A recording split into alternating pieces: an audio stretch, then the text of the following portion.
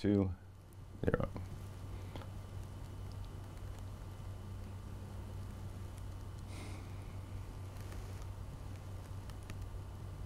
Hello, ladies and gentlemen. I am not hearing our background music, so I'm assuming we're not playing it. But we are live here in Manhattan on What Really Matters NYC with your host, Tony Keevan. Every Wednesday at 8 p.m. we talk about topics that matter to folks who live in Manhattan and to people who are interested in what goes on in Manhattan who live outside of New York. And you can see us if you live in Manhattan live every Wednesday on this interactive television show. You can call in on the topics. So the number to dial in is 212-757-1541. You can Skype in if you want. We've got our commentator Lorraine on the line who gives us the helicopter view. Commentator Lorraine, are you there? Yeah, your hair looks good. Oh, thank you. I mean, I didn't bring my brush tonight, so I just kind of finger did it, but it looks, thank you for the compliment, Lorraine. And we have the weather dude who'll Skype in, ladies and gentlemen, give us a little update on the snow and maybe the de Blasio snow job. There's a story behind that as well tonight. And of course, we usually play the #1 radio song in the USA, the video of it. Tonight, we're going to play the #3 song, which is on its way to become the #1 song because the #1 and the #2 are falling down the chart. So we thought we'd play that a little early, so hang around for that. But to start off our night, we're going to spend a little bit of time talking about a topic about CitiBike. And we've got a guest on our Skype live line, I think. His name is Steven Sladkus. Steven, are you there? I'm here. Steven? I'm here. Excellent. Okay, great. Nice to have you here with us. Now, the reason we've asked Steve to join us tonight is because there's a story going around about CitiBike again. And you know, we did a story in the summer on CitiBike, a couple of stories, but one on the demographics of the Phase 1 and the Phase 2 and the Phase 3. We also did a story on how it sort of bends or breaks, actually, the regulations in Central Park in terms of advertising on spaces bigger than are allowed. I think it's Regulation 106, I'm not sure, but it's a park regulation, and that's clearly violated. And there were other stories in the summer where some bike racks were moved for some folks. There was a story about I think including some racks at Barry Diller's IAC building in Chelsea, as reported by the Post, and also in front of a couple of millionaires' homes they were moved, etc. And I think we've asked Steve to kind of give us a little background because there are these bike racks in front of the Plaza Hotel of all places, and it's just sort of like not only I think offends the tradition of that area, but I think it sort of gets a lot of free advertising to some very well-heeled people. And so it's got a lot of dimensions to it. So we want to ask Steve a little bit about that and ask him how he is involved in that story. So Steve, could you give us a little background, please? Well, I can't really speak about specifics about the Plaza case, but I will tell you that I represent the Plaza in challenging the city's positioning of the CitiBike racks. More I can't really say about the case because I've been asked not to, but I can say that in my experience, and you mentioned that there have been cases earlier on, over the summer, I represented at least 3 properties that were successful in having the CitiBike racks moved, which culminated in, surprisingly, having me on the cover of the New York Post. And I'm not sure if you saw that, yeah. But so did the homeless guy on 96th Street who constantly reminds me of that. That, you know, the CitiBike program in New York City was willing to negotiate many different instances that I was involved in. Unfortunately, in the Plaza's case, they weren't, so we had to commence an action. More I can't say. I'm hopeful things will work out. But a big concern is that the City of New York and the CitiBike program does not take property owners' rights into consideration. And a lot of times, and my firm represents about 300 boards of co-ops and condominiums all over the city. That's a bulk of my practice. And when they're about to plunk a 150-foot rack in the front door of a building that will prevent people from pulling in, dropping things off, or letting people out of their own buildings, let alone letting ambulances or emergency services approach buildings to get right up in front of these residences, that's a problem. And unfortunately, the city has really dug their heels in for some odd reason. And they feel that they feel empowered by this program, and they want to step on many property owners' rights. And it's just not right. Well, let me ask you, because I'm also thinking at it from another angle.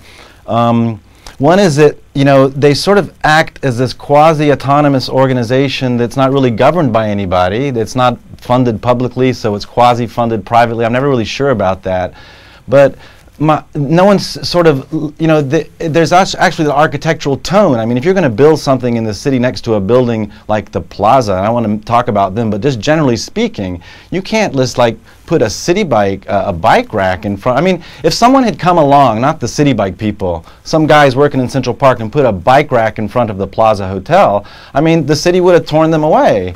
So I'm just wondering, is there behind this sort of unequal and quasi or very independent, ungoverned placement of these things without real citizen input and or regard to the character and the sort of the heritage of the city, frankly, is there really a cause maybe for an investigation by the Attorney General or someone to look into how this works and also to look at the numbers, because I'm not so sure that the numbers they publish really tell the full story of its success. I couldn't agree with you more. I think the numbers are bogus, and I think there should be an investigation of some kind. My own respectful opinion is that Ms. Sadik Khan, the former DOT commissioner, look, she was known as a bully in general, look, in creating all these bike lanes, making the plaza areas out of parts of Broadway, changing traffic patterns, etc. She got to be known as a bully in this area. And with the CitiBike program, well, CitiBike is funded privately, I guess, by Citibank and whoever else is funding it.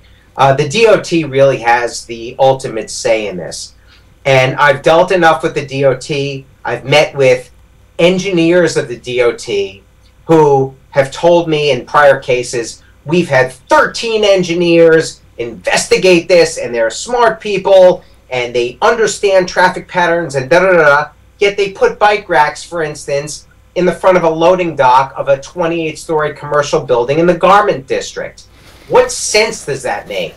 It shows no common sense, no thought, and it's just ridiculous. And what I've seen, again, in my experience, is that you get these people in the Citibank program who are just empowered now. They're power hungry.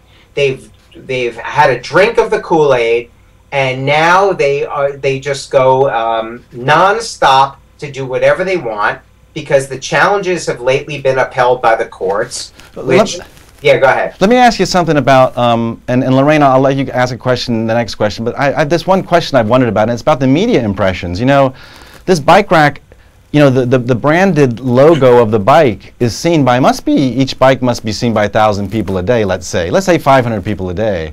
I mean, these are media impressions, and maybe that's where they're also excited, because it's getting so much free, well, I mean, actually the consumer's paying for it, advertising, or the consumer's paying to ride around on an advertisement. So it's like, I guess there's got to be maybe a department that's overjoyed by this. Well, I don't know if there's a department overjoyed by this. I mean, if Citibank is underwriting this, they want to see a return on their investment, right? So if they're spending $1 gazillion funding bikes, which, by the way, I read in the Times today that the bike company went belly up, Citibank is going to want to see a return on their investment, whether they're going to have people put more money in accounts, excuse me, invest in Citibank-related things, whatever it is, they're looking for a return. So I don't know if the DOT is necessarily looking for a return.